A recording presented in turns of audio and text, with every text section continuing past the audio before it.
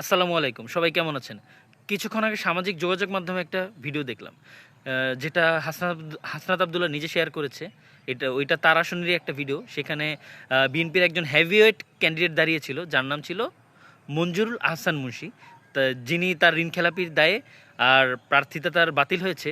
তো এরপরে উনি ট্রাক মার্কা যে গণঅধিকার ছিল, ট্রাক মার্কা প্রতীককে উনি সাপোর্ট দিয়েছিল এবং নির্বাচনী কাজে তাকে সাহায্য করছিল, তাকে সমর্থন দিয়ে। তো আজকে গত মেবি একটা ভিডিও ছড়িয়ে গেছে, যেটা মেবি গত রাতের। সেখানে মঞ্জুর আহসান মুন্সি বলছে যে আমার এই আসনে যারা অন্য দলকে ভোট দিবে এবং যদি বিএনপি সরকার গঠন করে, তাহলে যারা ভোট দিয়েছে তাদের সকলের খবর আছে, তাদের সকলের ঘরবাড়ি জ্বালায় দেওয়া হবে। অ্যান্ড আই রিয়েলি মিন ইট।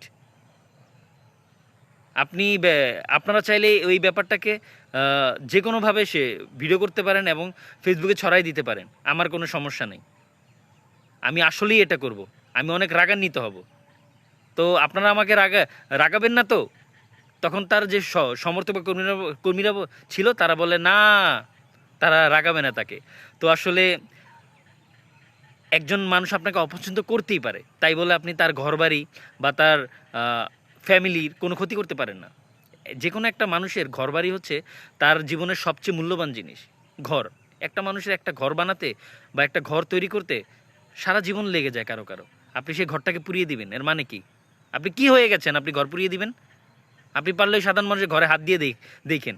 আপনি বৃদ্ধ হয়েছেন না, আপনাকে মৃত্যুবরণ করতে হবে না। সাধারণ পোলাপানি বা আমাদের মতো তরুণ যারা, তারাই আপনাকে মারতে মারতে কবরের ভিতর ঢুকাই দিবে। আপনার মৃত্যুবরণ করা লাগবে না, ওদের হাতে মাইর খেয়ে আপনি মারা যাবেন। ফালতু লোক।